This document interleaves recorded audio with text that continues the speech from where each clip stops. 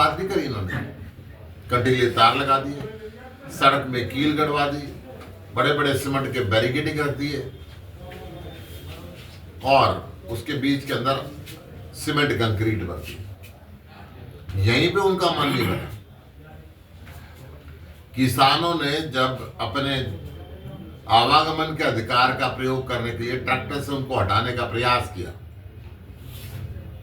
तो water cannon का इस्तेमाल किया, आंसू गैस के गोले छोड़े, गोलियां छोड़ी, पुलिस के अंदर किसानों को बंद कर दिया।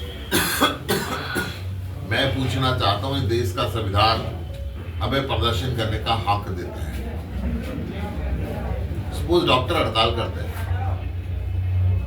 जब डॉक्टर हड़ताल करते हैं निसंदेह वो अपनी मांग को पूरी कराने के लिए करते हैं।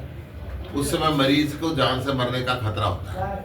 ये ड्यूटी सरकार की बनती है कि डॉक्टर हड़ताल ना करें, उनसे बातचीत करें, बैठे, उनकी समस्याओं को समझें, समस्याओं को दूर करें। यही बात किसान की है। किसान की समस्या है 76-77 साल से देश के अंदर एमएसपी लागू नहीं हो रही है।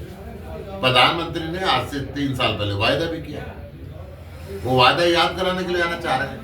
सरकार ने सड़क बंद कर दी तो किसानों ने ट्रैक्टर के ऊपर अपने औजार लगा के, जेसीबी लगा के उसको हटाने का प्रयत्न कर रहे हैं। पहली गलती सरकार ने की कि सड़क बंद क्यों करी। हरियाणा से तो वो किसान कुछ नहीं मांगता, वो किसान देश के प्रधानमंत्री से मिलना चाहता है, किसान राजधानी में जाना चाहता है। आज से 3 साल पहले भी हरियाणा की सड़कों को बंद करके हरियाणा के व्यापार को तबाह करके रखा मनोहर लाल खट्टर ने, और अब फिर दोबारा इंटरनेट बंद है, व्यापार बंद है, आवागमन बंद है। कोई मरीज मौत से जूझ रहा तो उसका हॉस्पिटल में जाना बंद है, ब्याह शादी दुख सुख के अंदर आना जाना बंद है। तो आम आदमी पार्टी का एक कार्यकर्ता किसानों के साथ है और आम आदमी पार्टी का एक कार्यकर्ता आज चंडीगढ़ में मेयर की जीत का और बीजेपी की हेराफेरी की पर्दाफाश का, सुप्रीम कोर्ट के फैसले का स्वागत कर रहा है और उसका सेलिब्रेट। गुप्ता जी, आपने कहा कि इंडिया गठबंधन की पहली जीत है, लेकिन इंडिया गठबंधन में तो सब कुछ ठीक नहीं है। कहीं आप अपनी सीट शेयरिंग को लेकर अपनी बात अलग रख रहे हैं, कहीं ममता बनर्जी अलग रख रही है, कहीं अखिलेश यादव अलग रख रहा है। ये इतना बड़ा देश है और इतनी ज़्यादा लोकसभा की सीटें हैं। हर पार्टी और हर दल कोशिश करता है कि वो अपना पक्ष रखे और उसको ज़्यादा से ज़्यादा शेयर मिले।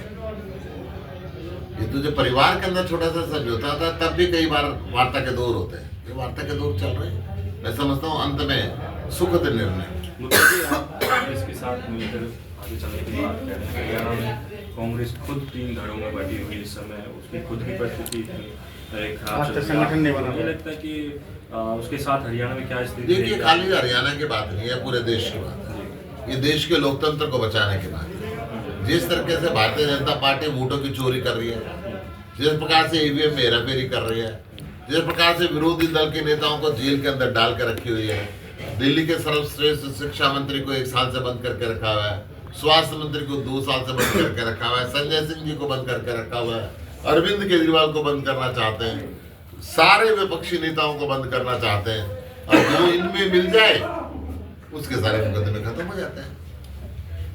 आज संवैधानिक संस्थाओं का गलत इस्तेमाल हो रहा है, लोकतंत्र की हत्या हो रही है। तो लोकतंत्र सबसे ऊपर है। लोकतंत्र को बचाने के लिए लोकसभा के चुनाव में गठबंधन है, विधानसभा में अलग अलग है। क्या स्थिति रहेगी लोकसभा सीटों पर? आम आदमी पार्टी टीम इंडिया का पार्ट है और मुझे पूरा विश्वास है कि हम 10 की 10 हरियाणा में, 13 की 13 पंजाब में और 7 के 7 दिल्ली के अंदर सारी सीटें जीतेंगे। आपको कितनी उम्मीद है हरियाणा में? आपको कितनी सीटें? मैं बता रहा हूँ 10 की 10 सीटें टीम इंडिया।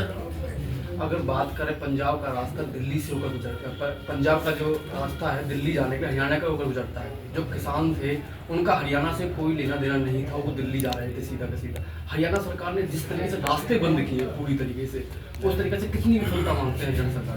बहुत ज़्यादा हरियाणा सरकार ये तानाशाही रवैये में चल रही है। हरियाणा के लोगों को बंधक बना दिया, इंटरनेट बंद कर दिया, व्यापार बंद कर दिए। ना किसान सुखी है, ना व्यापारी सुखी है। नौकरियां पहले ही नहीं मिल रही थी, अपराध बढ़ता जा रहा है। इंटरनेट बंद होने की वजह से ऑनलाइन व्यापार भी ठप हो गया है और हरियाणा सरकार का इसको कोई हक नहीं था। ये गैर कानूनी काम मनोहर लाल सरकार कर रही है। गुप्ता जी, अभी पंजाब वो राजस्थान सरकार और हरियाणा सरकार का एक समझौता हुआ है कि यमुना का पानी हम राजस्थान को देंगे, इस पर कुछ कहना है क्या आप? हरियाणा के किसानों से खट्टर साहब को दुश्मनी है। जब फसल का मुआवजा खराब होने का ही नहीं देते, एमएसपी नहीं देते, इनको खालिस्तानी बताते हैं, पाकिस्तानी बताते हैं, आतंकवादी बताते हैं और अब इनका पानी भी राजस्थान को दे दिया। इस प्रदेश का किसान पूछना चाहता है कि हरियाणा का पानी राजस्थान को क्यों दिया? हरियाणा के किसानों के साथ ऐसी क्या दुश्मनी थी आपको कि हरियाणा के किसानों का हक अब आप राजस्थान में? आपने एक मुद्दा उठाया था, आम आदमी पार्टी ने उठाया था प्रदेश स्तर पे कि जो स्वास्थ्य विभाग में जो घोटालों का लगा हुआ या अनियमितताओं का, तो पूरे हरियाणा में 60 डॉक्टरों के खिलाफ ऐसे वो चार्ज जो पाए कि वो फर्जी MLR बनाते हैं। पलवल से भी ऐसे 6 डॉक्टर आए, लेकिन जांच के नाम पे 2 दिनों के लिए कमेटी बनाने का आदेश हुआ, उसके बाद कोई जांच नहीं हुई। क्या हरियाणा के अंदर ऐसा कोई महकमा नहीं है जिसमें भ्रष्टाचार न हो? सारे नगर निगम भ्रष्टाचार में डूबी पड़ी है, सारे महकमे भ्रष्टाचार में डूबे हैं, खुद इनके मंत्रियों पे भ्रष्टाचार के आरोप लगते हैं। अभी सहकारिता घोटाला हुआ तो घोटालों की सरकार है। पलवल में मोहना गांव में किसान धरना चल रहा है। कल किसान 225 किसानों पे FIR दर्ज करनी होगी, उसके बारे में ऐसे कोई स्थान बताए मुझे जहाँ किसानों पे खट्टर सरकार FIR दर्ज ना कर रही हो, उनको गिरफ्तार ना कर रही हो। मोहाना के अंदर तो ये हाईवे उतरना था, उसका कट की घोषणा इन्होंने सबने करी, परंतु ये लाठी की सरकार है, गोली की सरकार है और ये तानाशाही सरकार। सर, दिल्ली और पंजाब में आप लोगों की सरकार है और हरियाणा के 7 लाख कोई राज्य है। अब आगे जैसे लोकसभा चुनाव आने वाले हैं, तो क्या आप इंडिया की टीम से आपके कैंडिडेट भी फाइट करेंगे? हाँ, पक्का करेंगे। हरियाणा के अंदर आम आदमी पार्टी के कैंडिडेट फाइट करेंगे। कुछ आपको हो क्या कितनी सीटों पे आप? नहीं, ये तो शीर्ष नेतृत्व का फैसला होगा। शीर्ष नेतृत्व जो तय करेगा। मैंने तो बताया कि हमारी 5-5 सीटें होनी चाहिए, बाकी शीर्ष नेतृत्व उसका जो फैसला लेगा। हरियाणा के अंदर आज चारों तरफ परेशानियां हैं। कई साल तक ट्यूबवेल के कनेक्शन अप्लाई करने के बाद नहीं मिलते, बिजली का कट लंबे रहते हैं, महंगी बिजली के बिल आ रहे हैं, उसमें अब सिक्योरिटी भर रहे हैं, 2-2, 3-3 महीने का बिल इकट्ठा कर रहे हैं ताकि यूनिट बढ़ जाए और रेट बढ़ के मिले। अब बेरोजगार परेशान हरियाणा का युवक नशे के रास्ते पे चल पड़ा, नशा बहुत बढ़ गया है, अपराध बहुत बढ़ गया है, भ्रष्टाचार बहुत बढ़ गया। तो हरियाणा की सारी व्यवस्था को आमूलचूल परिवर्तन करने की जरूरत है।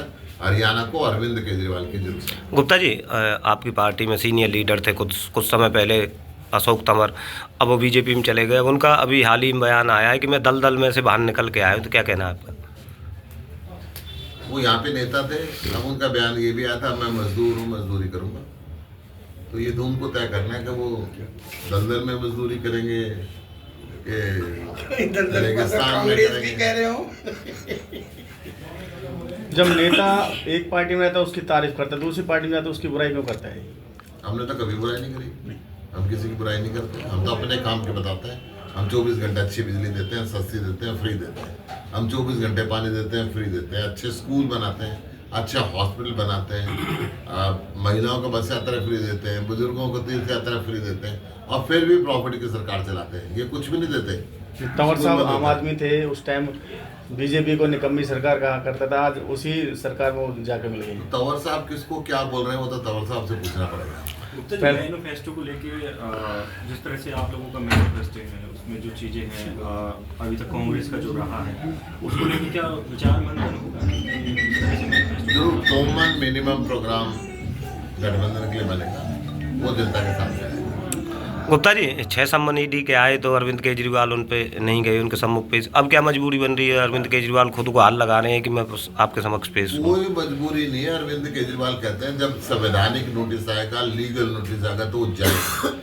उन्होंने कहा कि ईडी को उन्होंने लिखा है कि बताएं कि मुझे बतौर गवाह बुला रहे हैं, कि बतौर अक्यूज्ड बुला रहे हैं, बताएं कि मुझे बतौर मुख्यमंत्री दिल्ली बुला रहे हैं, बतौर आम आदमी पार्टी का राष्ट्रीय संयोजक बुला रहे हैं या मुझे व्यक्तिगत बुला रहे हैं।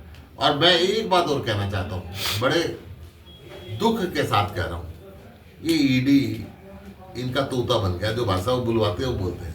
जब ईडी कोर्ट में चली गई कि भाई कोर्ट ये अरविंद केजरीवाल जी को सम्मान भेज रहे हैं, वो नहीं आ रहे, और कोर्ट ने तारीख दे दी, फिर नोटिस क्यों भेज रही है? उनको बीजेपी को न्यायालय पे विश्वास नहीं है क्या? सिर्फ ईडी पे विश्वास है। ठीक।